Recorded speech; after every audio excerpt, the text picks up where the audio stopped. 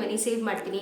ಒಂದು ವರ್ಷಕ್ಕೆ ನಾನು ಹೇಗೆ ಇಷ್ಟೆಲ್ಲ ಗೋಲ್ಡ್ ತಗೋತೀನಿ ಅದ್ರ ಸೀಕ್ರೆಟ್ನ ನಿಮ್ಮ ಜೊತೆ ಇವತ್ತು ಶೇರ್ ಮಾಡ್ಕೋತೀನಿ. ಪ್ರತಿಯೊಂದು ಗೋಲ್ಡು ನಾನು ನನ್ನ ದುಡ್ಡಲ್ಲಿ ತೊಗೊಂಡಿದ್ದು. ಸೊ ನೀವು ಇಷ್ಟೊಂದು ಗೋಲ್ಡ್ ಪರ್ಚೇಸ್ ಮಾಡ್ತಾ ಇದ್ದೀರಾ ಅಂದರೆ ಇನ್ನೆಷ್ಟು ದುಡಿತಾ ಇದ್ದೀರಾ ನೀವು ಯೂಟ್ಯೂಬಲ್ಲಿ. ನಾನು ಆ್ಯಸ್ ಅ ಗೃಹಿಣಿ ಅಲ್ವಾ, ಈ ರೀತಿಯೇ ನನ್ನಿಂದ ಸೇವ್ ಮಾಡೋಕ್ಕಾಗೋದು ಆ್ಯಂಡ್ ನಾನು ಈ ರೀತಿಯೇ ಸೇವ್ ಮಾಡೋದು.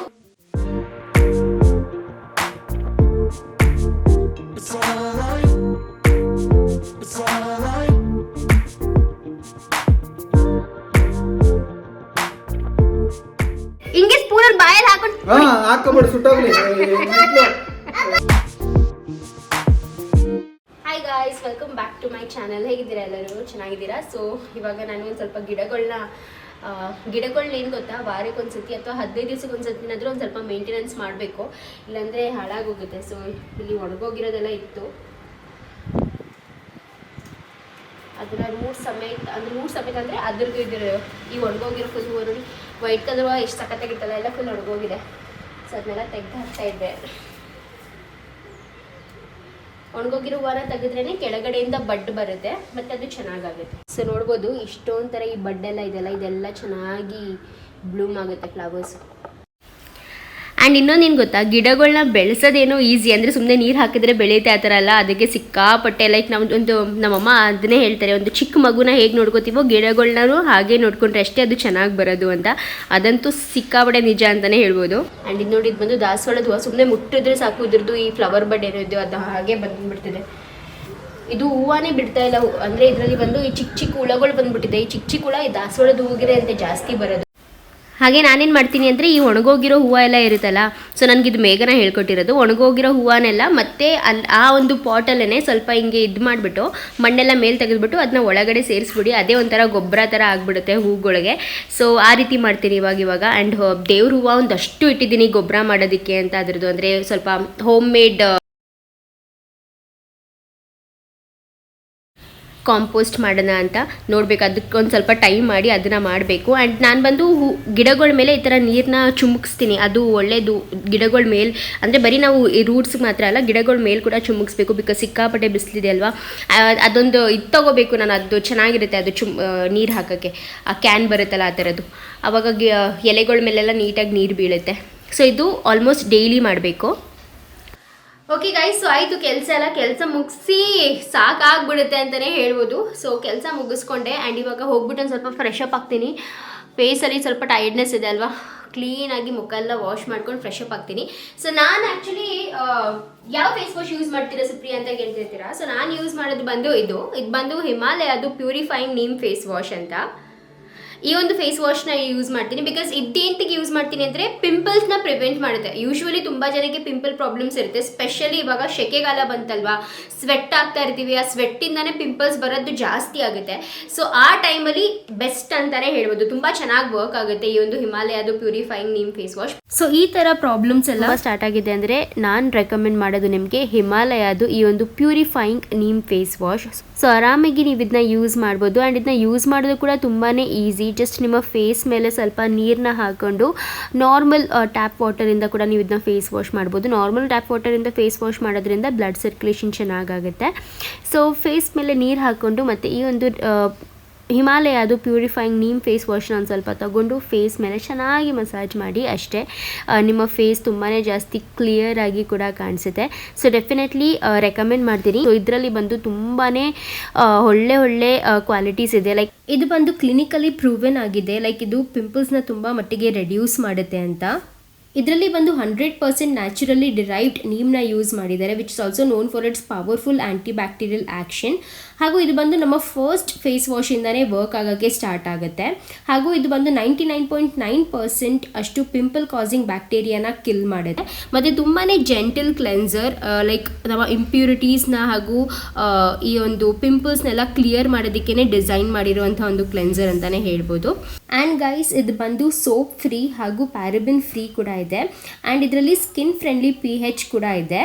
ಓಕೆ ಗಾಯ್ಸ್, ಫೇಸ್ ವಾಶ್ ಮಾಡ್ಕೊಂಡು ಬಂದೆ ಆ್ಯಂಡ್ ಇವಾಗ ಫೇಸ್ ನೋಡಿ ನಾನು ಲಿಟ್ರಲಿ ಆಯ್ತಾ ಮುಖಕ್ಕೆ ಏನೂ ಹಚ್ಚಿಲ್ಲ, ಮಾಯಿಶ್ಚರೈಸರು ಸಹ ಹಚ್ಚಿಲ್ಲ, ಜಸ್ಟ್ ಫೇಸ್ ವಾಶ್ ಮಾಡ್ಕೊಂಬಂದು ಹಾಗೆ ತೋರಿಸ್ತಾ ಇದ್ದೀನಿ.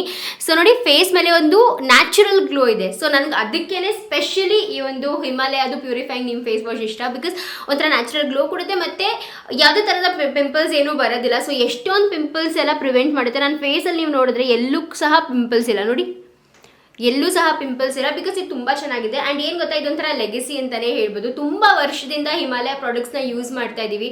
ಸೊ ಹಿಮಾಲಯ ಪ್ರಾಡಕ್ಟ್ಸ್ ಒಂಥರ ಟ್ರಸ್ಟ್ ಫ್ಯಾಕ್ಟರ್ನ ಬಿಲ್ಡ್ ಮಾಡಿದೆ ಅಂತಲೇ ಹೇಳ್ಬೋದು. ಸೊ ಗೈಸ್, ಹೈಲಿ ರೆಕಮೆಂಡ್ ಮಾಡ್ತೀನಿ. ಆ್ಯಂಡ್ ನೀವೇನಾದರೂ ಈ ಒಂದು ಪ್ರಾಡಕ್ಟ್ನ ಪರ್ಚೇಸ್ ಮಾಡಬೇಕು ಅಂದರೆ ನಿಮ್ಮ ಅಕ್ಕಪಕ್ಕ ಇರೋ ಸ್ಟೋರ್ಸಲ್ಲಿ ಸಿಗುತ್ತೆ. ಇಲ್ಲಾಂದರೆ ನೀವು ಅಮೆಝಾನ್, ಫ್ಲಿಪ್ಕಾರ್ಟ್, ನೈಕಾ ಹಾಗೂ ಹಿಮಾಲಯದು ಅಫಿಷಿಯಲ್ ವೆಬ್ಸೈಟ್ ಮತ್ತು ಆ್ಯಪಲ್ಲಿ ಕೂಡ ಹೋಗಿ ಪರ್ಚೇಸ್ ಮಾಡ್ಬೋದು. ಇನ್ಫ್ಯಾಕ್ಟ್ ನೀವು ಹಿಮಾಲಯ ವೆಬ್ಸೈಟ್ ಮತ್ತು ಆ್ಯಪಲ್ಲಿ ಹೋಗಿ ಪರ್ಚೇಸ್ ಮಾಡಿದ್ರೆ ನಿಮಗೆ ತುಂಬ ಗ್ರೇಟ್ ಡಿಸ್ಕೌಂಟ್ಸ್ ಸಿಗುತ್ತೆ ಅಂತಲೇ ಹೇಳ್ಬೋದು. ಸೊ ಪ್ರತಿಯೊಂದ್ರದ್ದು ಲಿಂಕ್ನ ನಾನು ಕೆಳಗಡೆ ಡಿಸ್ಕ್ರಿಪ್ಷನಲ್ಲಿ ಮೆನ್ಷನ್ ಮಾಡಿರ್ತೀನಿ ಫಾರ್ ಅಮೇಝಿಂಗ್ ಡಿಸ್ಕೌಂಟ್ಸ್. ಹೋಗ್ಬಿಟ್ಟು ಡಿಸ್ಕ್ರಿಪ್ಷನಲ್ಲಿರುವಂಥ ಲಿಂಕ್ಸ್ನ ಚೆಕ್ಔಟ್ ಮಾಡೋದನ್ನ ಮರಿಬೇಡಿ, ಓಕೆನಾ? ಸೊ ಎಸ್ ಗೈಸ್, ಇದನ್ನ ಯೂಸ್ ಮಾಡ್ತೀನಿ, ನಿಮಗೂ ಕೂಡ ಇದನ್ನು ರೆಕಮೆಂಡ್ ಮಾಡ್ತೀನಿ. ಓಕೆ ಗೈಸ್, ಸೊ ಇವಾಗ ಈ ಒಂದು ಡ್ರೆಸ್ ಒಂದು ನಿಮಿಷ ತೋರಿಸ್ಕೊಡ್ತೀನಿ. ಸೊ ಇವಾಗ ಈ ಒಂದು ಡ್ರೆಸ್ನ ಹಾಕ್ಕೊಂಡಿದ್ದೆ. ಇದು ಬಂದು ಒನ್ ಪೀಸ್ ಡ್ರೆಸ್. ಸೊ ಈ ಡ್ರೆಸ್ ಬಂದು ನಾನು ತುಂಬ ಟೈಮ್ ಮುಂಚೆ ನಾವು ವಿಜಯನಗರ ಹೋಗಿದ್ವಲ್ಲ ಅಲ್ಲಿ ತಗೊಂಡಿದ್ದು ಅಲ್ವಾ. ಸೊ ಇವಾಗ ಇದನ್ನ ನೀಟಾಗಿ ವಾಶ್ ಮಾಡಿಕೊಂಡು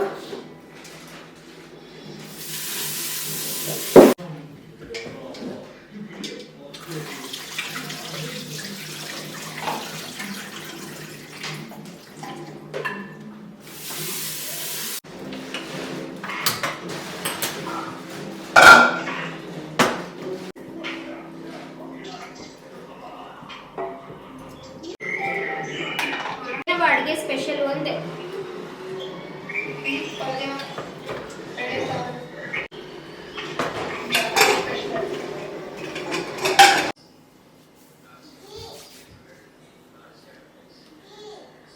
ಗೈಸ್, ವೆಲ್ಕಮ್ ಬ್ಯಾಕ್. ಸೊ ಇವಾಗ ನಾನು ಹಳಸಿನಕಾಯಿದು ಸಾಂಬಾರನ್ನ ಮಾಡ್ತಾ ಇದ್ದೀನಿ. ಸೊ ಇಲ್ಲಿ ನೋಡ್ಬೋದು, ಮಧ್ಯಾಹ್ನನೇ ಮಾಡಬೇಕಿತ್ತು ಬಟ್ ಮಾಡೋಕ್ಕಾಗಲಿಲ್ಲ. ಸೊ ಇವಾಗ ಮಾಡ್ತಾ ಇದ್ದೀನಿ.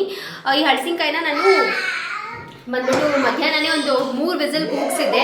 ಮಧ್ಯಾಹ್ನನೇ ಈ ಹಳಸಿನಕಾಯಿನ ಚೆನ್ನಾಗಿ ತೊಳೆದು ಮತ್ತೆ ಒಂದು 3 ವಿಸಲ್ ಕೂಗಿಸಿದೆ. ಒಂದು ಸ್ವಲ್ಪ ಉಪ್ಪು ಮತ್ತು ಅರಿಶಿನ ಹಾಕಿ ಇವಾಗ ಇದನ್ನ ಸೈಡಲ್ಲಿ ಇಡೋಣ. ಆ್ಯಂಡ್ ಪ್ರಿಪರೇಷನ್ ಮಾಡ್ಕೊಳ್ಳೋಣ ಬನ್ನಿ. ಸಾಂಬಾರು ತುಂಬ ಸಿಂಪಲ್, ಲೈಕ್ ನಾರ್ಮಲ್ ನಾವು ಅವರೆಕಾಯಿ ಸಾಂಬಾರು ಯಾವ ರೀತಿಯಾಗಿ ಮಾಡ್ತೀವೋ ಅದೇ ರೀತಿಯಾಗಿ ಒಂಚೂರು ಏನಾದರೂ ಒಂದು ಸ್ವಲ್ಪ ಎಕ್ಸ್ಟ್ರಾ ಆ್ಯಡ್ ಮಾಡಬೇಕು. ಒಂದು ಸ್ವಲ್ಪ ಮಟನ್ ಸಾಂಬಾರು ಥರ ಮಾಡೋಣ ಅಂತ. ಓಕೆ ಗೈಸ್, ಸೊ ಇಲ್ಲಿ ಹಳಸಿನಕಾಯಿ ಸ್ವಲ್ಪ ಜಾಸ್ತಿನೇ ಇದೆ. ಸೊ ಇಷ್ಟೆಲ್ಲ ನಾವು ಇದಕ್ಕೇನು ಬೇಕಾಗಿಲ್ಲ. ಒಂದು ಸ್ವಲ್ಪ ಕಬಾಬ್ ಮಾಡೋಣ ಅಂತ ಅನ್ಕೋತಾ ಇದ್ದೀನಿ. ಸ್ವಲ್ಪ ಕಬಾಬ್ ಮಾಡ್ತೀನಿ, ಒಂದು ಸ್ವಲ್ಪ ಸಾಂಬಾರು ಹಾಕ್ಕೊಡ್ತೀನಿ, ಓಕೆನಾ? ಕಬಾಬ್ ಕೂಡ ತುಂಬ ಈಸಿ. ಹಳಸಿನಕಾಯಿ ಕಬಾಬ್ ಮಾಡಿ ತೋರಿಸ್ತೀನಿ ಬನ್ನಿ.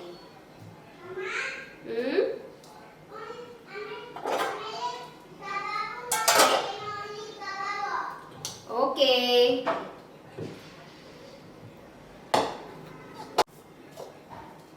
ಒಂದಿಷ್ಟು ಕಬಾಬ್. ಈ ಒಂದು ಹಳಸಿನಕಾಯಿ ಕಬಾಬ್ ಬಂದ್ಬಿಟ್ಟು ನಮ್ಮ ಊರಲ್ಲಿ ಊಟ ತಿಂದಿದ್ದು ನಾನು ಫಸ್ಟ್ ಟೈಮ್. ಅಂದರೆ ನಮ್ಮ ಅತ್ತೆ ಇದ್ದಾರೆ, ಮಮ್ಮಿಯವರ ಅಣ್ಣ ಅವ್ರ ವೈಫ್. ಸೊ ಅವ್ರು ಮಾಡಿದ್ದು ಸಖತ್ತಾಗಿತ್ತು. ಲಿಟ್ರಲಿ ನಮಗೆ ಚಿಕನ್ ಕಬಾಬ್ಗೂ ಅದಕ್ಕೂ ಡಿಫ್ರೆನ್ಸ್ ಅನ್ನೋದೇ ಗೊತ್ತಾಗಿರಲಿಲ್ಲ. ಸೊ ಈ ಒಂದು ಕಬಾಬ್ನ ಮಾಡಿದರು ಅವರೇ. ಮತ್ತು ನನಗೆ ಇದನ್ನು ಕೂಡ ಕೊಟ್ಟು ಕಳಿಸಿದ್ದು, ಹಳಸಿನಕಾಯಿ ತೊಗೊಂಡೋಗು ನೀನು ಕೂಡ ಮನೇಲಿ ಮಾಡು ಅಂತ. ಬಿಕಾಸ್ ಪುನೀತ್ಗೆ ಜಾಸ್ತಿ ಇಷ್ಟ ಆಗಿತ್ತು. ಸೊ ನಾನು ಬಂದುಬಿಟ್ಟು ಅದರಲ್ಲಿ ಶುಂಠಿ ಬೆಳ್ಳುಳ್ಳಿ ಪೇಸ್ಟ್ನ ಹಾಕಿದ್ದೀನಿ. ಮೊಟ್ಟೆ ಕೂಡ ಹಾಕ್ಬೋದಂತೆ, ಬಟ್ ನಾನು ನಾನ್ ವೆಜ್ ಮಾಡ್ತಾ ಇಲ್ವಲ್ಲ ಮನೇಲಿ. ಸೊ ಅದಕ್ಕೆ ಈ ಒಂದು ಗೋಬಿ ಮಂಚೂರಿ ಪೌಡರ್ ಇತ್ತು ಮನೇಲಿ. ಕೃತಿಕಾ ಮತ್ತು ಸುಮಂತ್ ಬಂದಾಗ ತರಿಸಿದ್ದೆ, ಬಟ್ ಅವತ್ತು ಗೋಬಿ ಮಂಚೂರಿ ಮಾಡೋಕ್ಕಾಗಿರಲಿಲ್ಲ ಅಂತ ಹೇಳ್ಬಿಟ್ಟು ಅದೇ ಪೌಡರ್ನ ಇಲ್ಲ ಯೂಸ್ ಮಾಡ್ತಾಯಿದ್ದೀನಿ. ಹೇಗಿದ್ದರೂ ಕಾರ್ನ್ಫ್ಲೋರ್ ಹಾಕಲೇಬೇಕಲ್ಲ, ಇದರಲ್ಲೇ ಕಾರ್ನ್ಫ್ಲೋರ್ ಇರುತ್ತೆ ಅಂತ ಹೇಳ್ಬಿಟ್ಟು ಅದರಲ್ಲಿ ಒಂದು ಸ್ವಲ್ಪ ಚಿಲ್ಲಿ ಪೌಡರ್ನ ಹಾಕಿ ಚೆನ್ನಾಗಿ ಈ ಥರ ಮಿಕ್ಸ್ ಮಾಡಿ ಒಂದು ಮುಕ್ಕಾಲು ಅವರ್ 1 ಅವರ್ ಆದರೂ ಮ್ಯಾರಿನೇಟ್ ಮಾಡಿ ಇಟ್ಬಿಡಿ. ಅಂದರೆ ಮ್ಯಾರಿನೇಟ್ ಮಾಡಿ ಇಟ್ಬಿಟ್ಟು ಸಾಂಬಾರು ಮಾಡಿಕೊಂಡೆ. ಆ್ಯಂಡ್ ಸಾಂಬಾರ್ಗೆ ಬಂದುಬಿಟ್ಟು ನಾವು ಮಟನ್ ಸಾಂಬಾರಿಗೆ ರುಬ್ಕೋತೀವಿಲ್ಲ ಖಾರ, ಅಂದರೆ ಸಪ್ರೇಟಾಗಿ ರುಬ್ಕೋತೀವಿ. ಇದರಲ್ಲಿ ಏನಪ್ಪ ಅಂದರೆ ಒಟ್ಟಿಗೆ ರುಬ್ಕೊಳ್ಳೋದು. ಸೊ ಆ ಥರ ರುಬ್ಕೊಂಡು ಮಾಡಿದ್ದು. ಈರುಳ್ಳಿ, ಬೆಳ್ಳುಳ್ಳಿ, ಟೊಮ್ಯಾಟೊ, ಕಾಯಿ, ಉರ್ಗಡ್ಲೆ, ಕೊತ್ತಂಬರಿ ಸೊಪ್ಪು, ಒಂದಿಷ್ಟೇ ಒಂದು ಅರ್ಧ ಇಂಚಷ್ಟು ಶುಂಠಿ, ಆಪ್ಷನಲ್, ಬೇಕು ಅಂದರೆ ಹಾಕ್ಕೊಳ್ಳಿ. ಅದಾದಮೇಲೆ ಮನೇಲೇ ಮಾಡಿದಂಥ ಖಾರದ ಪುಡಿ. ತುಂಬ ಜನ ಮಮ್ಮಿ ಮಾಡೋವಂಥ ಖಾರದ ಪುಡಿ ರೆಸಿಪಿ ಕೇಳ್ತಾ ಇದ್ದೀರಾ. ಬಿಕಾಸ್ ಒಂದು ಮನೇಲಿ ಬೆಳಗ್ಗೆ 3 ಟೈಮ್ ಅಡುಗೆ ಮಾಡಿದ್ರೆ 3 ಟೈಮಲ್ಲಿ 1 ಟೈಮ್ ಆದರೂ ಈ ಖಾರದ ಪುಡಿನ ಯೂಸ್ ಮಾಡೇ ಇರ್ತೀನಿ ನಾನು. ಸೊ ಅಷ್ಟು ಸಖತ್ತಾಗಿರುತ್ತೆ. ನೆಕ್ಸ್ಟ್ ಟೈಮ್ ಡೆಫಿನೆಟ್ಲಿ ಶೇರ್ ಮಾಡ್ಕೊತೀನಿ ಆಯಿತಾ. ಆ್ಯಂಡ್ ಇವಾಗ ಅದನ್ನು ಒಗ್ಗರಣೆ ಕೊಡ್ತಾಯಿದ್ದೀನಿ. ಈ ಒಂದು ಒಗ್ಗರಣೆ ಕೊಡಬೇಕಾದ್ರೆ ನಮ್ಮ ಅಮ್ಮನ ಸೀಕ್ರೆಟ್ ಒಂದನ್ನ ಯೂಸ್ ಮಾಡ್ತಾಯಿದ್ದೀನಿ. ಅದರಿಂದ ಈ ಒಂದು ಸಾಂಬಾರು ತುಂಬಾ ಚೆನ್ನಾಗಾಗುತ್ತೆ. ಸ್ವಲ್ಪ ಸಾಸಿವೆ ಮತ್ತು ಕರಿಬೇವಿನ ಸೊಪ್ಪು, ಸ್ವಲ್ಪ ಒಂದು ಅರ್ಧ ಈರುಳ್ಳಿ ಹಾಕ್ಬಿಟ್ಟು ಫ್ರೈ ಮಾಡಿಕೊಂಡು ಮತ್ತು ಖಾರ ರುಬ್ಕೊಂಡಿರ್ತೀವಲ್ಲ ಅದರಲ್ಲಿ ಒಂದು ಅರ್ಧ ಅಥವಾ 1 ಸ್ಪೂನಷ್ಟು ಖಾರನ ಅದರೊಳಗೆ ಹಾಕ್ಬಿಟ್ಟು ಚೆನ್ನಾಗಿ ಫ್ರೈ ಮಾಡಿ ಅದ್ರದ್ದು ಘಮ ಸಖತ್ತಾಗಿ ಬರುತ್ತೆ, ಅಲ್ಲಿ ತನಕ ಫ್ರೈ ಮಾಡಬೇಕು. ಅದಾದಮೇಲೆ ನೀವು ಏನು ತರಕಾರಿ ಹಾಕ್ತೀರಲ್ವ ಸಾಂಬಾರಲ್ಲಿ, ಬದನೆಕಾಯಿ, ಆಲೂಗೆಡ್ಡೆ ಮತ್ತು ಅಳಸಿನಕಾಯಿ ಏನು ಬೇಯಿಸಿಟ್ಕೊಂಡಿದ್ನಲ್ಲ, ಸೊ ಅದನ್ನು ಕೂಡ ಇವಾಗ ಹಾಕ್ತಾಯಿದ್ದೀನಿ. ಆ ನೀರನ್ನ ಮತ್ತೆ ಯೂಸ್ ಮಾಡೋಕ್ಕೆ ಹೋಗ್ಬಿಡಿ, ಅಷ್ಟೇ ಆ ನೀರನ್ನ ಎಸ್ದು ಬಿಡಬೇಕು. ಏನೇ ಕಹಿ ಅಂಶ ಎಲ್ಲ ಇದ್ದರೂ ಆ ನೀರೊಳಗೆ ಹೊರಟೋಗ್ಬಿಡುತ್ತೆ. ಸೊ ಇದು ಬಂದು ಒಂದು 3 ವಿಸಲ್ ಅಂತೂ ಮಾಡಲೇಬೇಕು ಫಸ್ಟೇನೆ, ಆಯಿತಾ. ಸಾಂಬಾರು ಮಾಡಬೇಕಾದ್ರೆ 1 ವಿಸಲ್ ಮಾಡಿಕೊಂಡ್ರೆ ಅಥವಾ 2 ವಿಸಲ್ ಮಾಡಿಕೊಂಡ್ರೆ ಸಾಕು. ಸೊ ಈ ರೀತಿಯಾಗಿ ಮಾಡ್ತೀನಿ. ಇವಾಗ ಇದನ್ನು ಚೆನ್ನಾಗಿ ಫ್ರೈ ಮಾಡ್ಕೋಬೇಕು ಎಣ್ಣೆಯಲ್ಲಿ.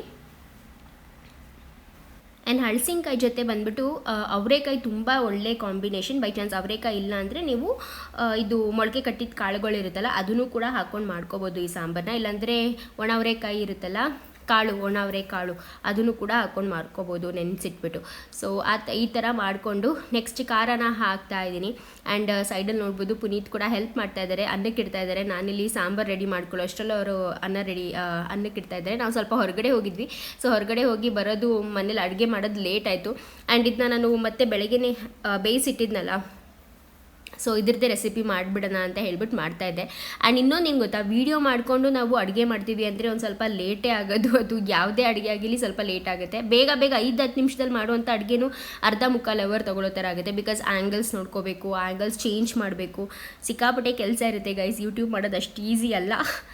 ಸೊ ಇವಾಗ ಸಾಂಬಾರು ಆಯಿತು ಅಷ್ಟೇ. ಇನ್ನು ನೀರು ಹಾಕಿಬಿಟ್ಟು, ಆ್ಯಕ್ಚುಲಿ ಇದರಲ್ಲಿ ಏನು ಗೊತ್ತಾ, ಹುಣಸೆ ಹುಳಿ ಹಾಕಬೇಕಿತ್ತು, ನಾನು ಮರ್ತೇ ಹೋದೆ. ಲಿಟ್ರಲಿ ಆ್ಯಂಗಲ್ಸ್ ಚೇಂಜ್ ಮಾಡೋ ಇದರಲ್ಲಿ ಹುಣಸೆ ಹಣ್ಣು ಹಾಕೋದೇ ಮರ್ತೋದೆ ರುಬ್ಬೋದಕ್ಕೆ. ಅದಾದಮೇಲೆ ಸದ್ಯ ನಂಗೆ ನೆನಪಾಯಿತು, ಹುಣಸೆ ಹಣ್ಣು ಮತ್ತು ನೆನೆಸ್ಬಿಟ್ಟು ಹುಣಸೆ ಹಣ್ಣಿನ ರಸನ ಅದರೊಳಗೆ ಹಾಕಿದೆ. ಆ್ಯಂಡ್ ಅದು ಇವಾಗ ರುಚಿಗೆ ತಕ್ಕಷ್ಟು ಉಪ್ಪು. ನಾನು ತುಂಬ ರೆಸಿಪೀಸಲ್ಲಿ ಈ ಉಪ್ಪು ಹಾಕೋದನ್ನೇ ತೋರ್ಸೋದು ಮರ್ತೋಗ್ಬಿಟ್ಟಿರ್ತೀನಿ, ಇಲ್ಲಾಂದರೆ ಅದು ಅಂದರೆ ಕ್ರಾಪ್ ಆಗಿಬಿಟ್ಟಿರುತ್ತೆ, ಕಟ್ ಮಾಡಿಬಿಟ್ಟಿರ್ತೀನಿ. ಸೊ ತುಂಬ ಜನ ಉಪ್ಪೇ ಹಾಕಿಲ್ವಲ್ಲ ಸುಪ್ರಿಯಾ ಅಂತಾರೆ. ಬಟ್ ಯಾವುದೇ ಅಡುಗೆ ನಾನು ಉಪ್ಪು ಹಾಕ್ತಂತೆ ಇದುವರೆಗೂ ಅಂತೂ ಮಾಡಿಲ್ಲ. ಏನಪ್ಪ ಅಂದರೆ ನಿಮಗೆ ವಿಡಿಯೋ ಶೇರ್ ಮಾಡಬೇಕಾದ್ರೆ ಅದು ಕ್ರಾಪ್ ಮಾಡಿಬಿಟ್ಟಿರ್ತೀನಿ ಅನಿಸುತ್ತೆ. ಫೈನಲಿ ನೆನಪಾಗಿ ಇವಾಗ ಹುಣಸೆಹಣ್ಣಿನ ರಸನ ಕೂಡ ಹಾಕ್ತಾಯಿದ್ದೀನಿ ಗೈಸ್. ಇಷ್ಟೇ, ತುಂಬ ಚೆನ್ನಾಗಿರುತ್ತೆ. ಹಳಸಿನಕಾಯಿ ಸಾಂಬಾರು ಯಾರಾದರೂ ಮಾಡಿಲ್ಲ ಅಥವಾ ಗೊತ್ತಿಲ್ಲ ಅಂದರೆ ಡೆಫಿನೆಟ್ಲಿ ಮಾಡ್ಕೊತೀನಿ, ತುಂಬ ಚೆನ್ನಾಗಿರುತ್ತೆ. ನಮ್ಮೂರ ಕಡೆ ಎಲ್ಲ ಹಬ್ಬದ ಟೈಮಲ್ಲಿ ಉಗ್ಗೆದಣ್ಣ ಅನ್ನ ಅಂತ ಮಾಡ್ತಾರೆ. ಉಗ್ಗೆದನ್ನ ಅಂದರೆ ಅದು ಮಡಿಕೆನಲ್ಲಿ ಮಾಡ್ತಾರೆ, ಸಕ್ಕತ್ತಾಗಿರುತ್ತೆ. ಅದ್ರ ಜೊತೆಗೆ ಹಳಸಿನಕಾಯಿ ಸಾಂಬಾರನ್ನ ಮಾಡ್ತಾರೆ ಹಬ್ಬದ ಟೈಮಲ್ಲಿ, ತುಂಬಾ ಸಕ್ಕತ್ತಾಗಿರುತ್ತೆ. ನಂಗೆ ಅವಾಗಲಿಂದನೂ ಹಳಸಿನಕಾಯಿ ಸಾಂಬಾರು ಸಖತ್ ಫೇವ್ರೇಟು. ಬಟ್ ಪುನೀತ್ಗೆ ಹಳಸಿನಕಾಯ್ದು ಕಬಾಬ್ ಇಷ್ಟ ಆಯಿತು, ಮತ್ತು ಹಳಸಿನ ಬೀಜ ಇರುತ್ತಲ್ಲ ಅದು, ಆ ಬೀಜದ ಸಾಂಬಾರು ಇಷ್ಟ ಆಗುತ್ತಂತೆ. ಸೊ ನೆಕ್ಸ್ಟ್ ಟೈಮ್ ಇನ್ನೊಂದ್ಸತಿ ಬೀಜ ಅದರದ್ದು ಏನಾದರೂ ಸಿಕ್ಕಿದ್ರೆ ಮಾಡ್ತೀನಿ ಬಿಡು ಅಂತ ಹೇಳ್ತಿದ್ದೆ. ನೀವು ಯಾವ ಥರ ಮಾಡ್ತೀರಾ ಅಂತ ನನಗೆ ಕಾಮೆಂಟ್ ಮಾಡಿ ತಿಳಿಸಿ, ಆಯಿತಾ. ಹಾಗೆ ಅಡುಗೆ ಮುಗೀತು ಅಂದರೆ ಸಾಂಬಾರು ವಿಸಿಲ್ ಬರೋ ಅಷ್ಟರಲ್ಲಿ ಒಂದು 4 ಪಾತ್ರೆ ಇತ್ತು. ಸೊ ಅದನ್ನು ಕೂಡ ತೊಳಿತಾ ಇದ್ದೀನಿ. ಕೆಲವೊಮ್ಮೆ ಈ ಥರ ಹೊಟ್ಟೊಟ್ಟಿಗೆ ತೊಳ್ಕೊಂಡ್ಬಿಡ್ತೀನಿ, ಜಾಸ್ತಿ ಪಾತ್ರೆ ಇರೋದಿಲ್ಲ. ಇಲ್ಲಾಂದರೆ ಒಂದು ಸತಿ ಲಾಟ್ ಬಿದ್ದಿರುತ್ತೆ ಪಾತ್ರೆಗಳು, ಅಷ್ಟು ಮಾಡ್ಕೊಂಡ್ಬಿಟ್ಟಿರ್ತೀನಿ.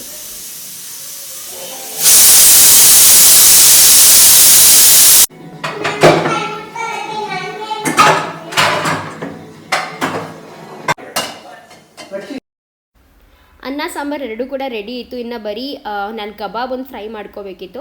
ಸೊ ಕಬಾಬ್ನ ಡೀಪ್ ಫ್ರೈ ಮಾಡೋಕ್ಕೆ ಅಂತ ಇವಾಗ ಎಣ್ಣೆನಲ್ಲೇ ಡೀಪ್ ಫ್ರೈ ಮಾಡೋದು. ಬಟ್ ನಾನು ಈ ಒಂದು ಡೀಪ್ ಫ್ರೈ ಮಾಡೋದಕ್ಕೆ ಗಾಣಿದ ಎಣ್ಣೆನ ಯೂಸ್ ಮಾಡಲ್ಲ, ನಾರ್ಮಲ್ ಫಾರ್ಚೂನ್ ರಿಫೈನ್ ಆಯಿಲ್ ಬರುತ್ತಲ್ಲ ಅದನ್ನೇ ಯೂಸ್ ಮಾಡೋದು. ಬಟ್ ಅಡುಗೆಗೆಲ್ಲ ಬೇರೆ ಅಡುಗೆ ಈ ಥರ ಸಾಂಬಾರು ಮಾಡ್ತಾಯಿದ್ದೀನಿ ಅಥವಾ ಚಿತ್ರಾನ್ನ ಏನೇ ಈ ಥರ ಮಾಡ್ತಾಯಿದ್ದೀನಿ ಅಥವಾ ಪಲ್ಯ ಮಾಡ್ತಾಯಿದ್ದೀನಿ ಅಂದರೆ ಗಾಣಿದ ಎಣ್ಣೆನ ಯೂಸ್ ಮಾಡ್ತೀನಿ. ಬರೀ ಡೀಪ್ ಫ್ರೈಗೆ ಮಾತ್ರ ಈ ಒಂದು ಫಾರ್ಚೂನ್ ರಿಫೈನ್ ಆಯಿಲ್ನ ಯೂಸ್ ಮಾಡೋದು. ಆ್ಯಂಡ್ ಗೈಸ್ ಇವಾಗ ರೆಡಿ ಕೂಡ ಆಗಿದೆ. ನನ್ನ ಕಬಾಬ್ ಮಿಕ್ಸ್ ಒಂದು ಗಮ್ ಅಂತಿತ್ತು ಹಳಸಿನಕಾಯಿ ಕಬಾಬ್ದು. ಸೊ ಇವಾಗ ಎಣ್ಣೆ ಕೂಡ ರೆಡಿ ಆಗಿದೆ. ಕಬಾಬ್ನ ಹಾಕಿ ಲಕ್ಷಿತ್ಗೆ ತುಂಬ ಜಾಸ್ತಿ ಇಷ್ಟ, ಅವನಿಗೆ ಚಿಕನ್ ಕಬಾಬ್ ಜಾಸ್ತಿ ಇಷ್ಟ. ಬಟ್ ಮನೇಲಿ ಚಿಕನ್ ಮಾಡ್ತಾ ಇಲ್ಲ ಅಲ್ವಾ, ಸೊ ಅದಕ್ಕೆ ಇದನ್ನು ಮಾಡಿಕೊಟ್ಟೆ. ಇದನ್ನು ಇಷ್ಟಪಟ್ಟು ತಿಂದ. ಆದರೆ ಹೇಳ್ತಾ ಇದ್ದ, ಅಮ್ಮ ಆ ಥರ ಇಲ್ಲ ಅಮ್ಮ ಇದು ಅಂತ ಹೇಳ್ದ. ಬಟ್ ತಿಂದ ಚೆನ್ನಾಗಿದೆ ಅಂತ. ಸಖತ್ತಾಗಿತ್ತು ಗೈಸ್. ಡಿಟ್ಟೋ ಸ್ವಲ್ಪ ಒಂದು ಮೊಟ್ಟೆ ಹೊಡೆದು ಹಾಕ್ಬಿಟ್ರೆ ಅಂತೂ ಡಿಟ್ಟೋ ಚಿಕನ್ ಕಬಾಬ್ ಥರನೇ ಫೀಲ್ ಆಗುತ್ತೆ. ಸೊ ಡೆಫಿನೆಟ್ಲಿ ಒಮ್ಮೆ ಟ್ರೈ ಮಾಡಿಲ್ಲ ಅಂದರೆ, ಅಥವಾ ನೀವು ಟ್ರೈ ಮಾಡಿದ್ದೀರಾ ನಿಮ್ಮ ಮನೇಲಿ ಕೂಡ ಮಾಡ್ತೀರಾ ಅಂದರೆ ಇದೇ ಥರ ರೆಸಿಪಿ ಮಾಡ್ತೀರಾ ಅಲ್ಲ ಬೇರೆ ಥರ ಮಾಡ್ತೀರಾ ಅಂತ ಕಾಮೆಂಟ್ ಮಾಡಿ ತಿಳಿಸಿ. ಬಿಕಾಸ್ ತುಂಬ ಜನ ನಾನು ಸತಿ ಫಿಶ್ ರೆಸಿಪಿನೂ ತೋರಿಸಾಗ ಇಲ್ಲ ನಮ್ಮ ಕಡೆ ಈ ಥರ ಮಾಡಲ್ಲ, ಫಿಶ್ಗೆ ಶುಂಠಿನೇ ಮೇನು ಅಂತೆಲ್ಲ ಹೇಳಿದ್ರಿ. ಬಟ್ ನಮ್ಮ ಕಡೆ ಫಿಶ್ಗೆ ಶುಂಠಿ ಹಾಕಲ್ಲ, ಗೊತ್ತಿಲ್ಲ ಯಾಕೆ ಅಂತ, ನಮ್ಮಮ್ಮ ಹಾಕಲ್ಲ ಪ್ರಾಬ್ಲಿ. ಸೊ ಹಾಗೂ ತುಂಬ ಜನ ನಮ್ಮ ಥರನೇ ಮಾಡ್ತಾರೆ ಅಂತಲೂ ಕೂಡ ಕಾಮೆಂಟ್ ಮಾಡಿದ್ವಿ. ಸೊ ಅವಾಗ ಓಕೆ ಸಮಾಧಾನ ಆಯಿತು, ಹೌದು ಬಿಡಪ್ಪ ನಾನು ಕರೆಕ್ಟಾಗಿ ಮಾಡ್ತಾಯಿದ್ದೀನಿ ಹಾಗಿದ್ರೆ ಅಂತ. ಆ್ಯಂಡ್ ಫೈನಲಿ ನಮ್ಮ ಹಳಸಿನಕಾಯಿ ಕಬಾಬ್ ರೆಡಿ ಆಯಿತು ಗೈಸ್. ಯಮ್ಮಿ ಟೇಸ್ಟಿ ಸೂಪರಾಗಿತ್ತು. ಹೆಲ್ದಿ ಆಗಿ ತಿನ್ನಬೇಕು ಅಂದರೆ ಈ ರೀತಿಯಾಗಿ ಮಾಡ್ಕೊಂಡು ತಿನ್ಬೋದು. ಬಿಕಾಸ್ ಇತ್ತೀಚೆಗೆ ಚಿಕನ್ ತಿನ್ನೋಕ್ಕೂ ಕೂಡ ಭಯ ಆಗಿಬಿಟ್ಟಿದೆ. ಕೋಳಿಗಳು ಹೆಂಗೆಂಗೋ ಇರುತ್ತೆ, ಅದು ಇದು ಅಂದ್ಕೊಂಡೆಲ್ಲ ಲೈಕ್ ಇಂಜೆಕ್ಷನ್ ಕೊಟ್ಟು ಮಾಡಿರ್ತಾರೆ ಅಂತೆಲ್ಲ ತುಂಬಾ ಜಾಸ್ತಿ ಭಯ ಆಗಿಬಿಟ್ಟಿದೆ. ಸೊ ಇದು ಬೆಸ್ಟ್ ಗೈಸ್.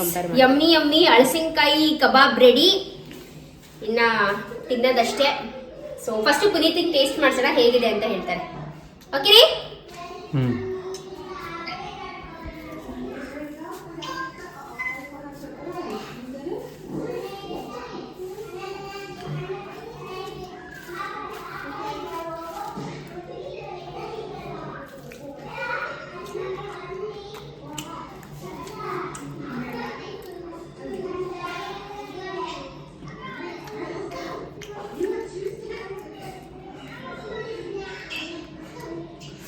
ಕಬಾಬ್ ಥರನೇ ಇದೆ.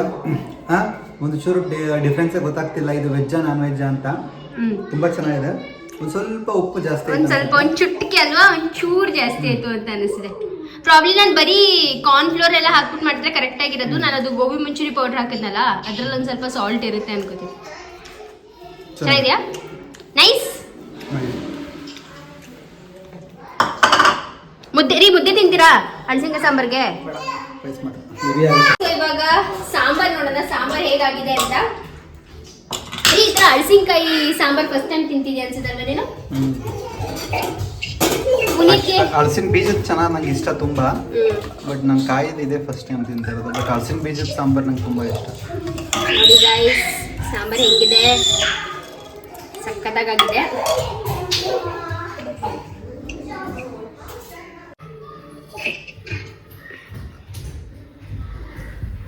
ತಗೊಳ್ಳಿ ನೀವೇ, ಇಲ್ಲಿ ಸ್ಪೂನ್ ತಗೊಳ್ಳಿ, ಪರವಾಗಿಲ್ಲ ರೀ. ಸ್ಪೂನ್ ತಗೊಳ್ರಿ, ಹಿಂಗೆ ಸ್ಪೂನಲ್ಲಿ ಬಾಯಲ್ಲಿ ಹಾಕೊಂಡು ಹಾಕೋಬೇಡಿ, ಸುಟ್ಟೋಗ್ಲಿ.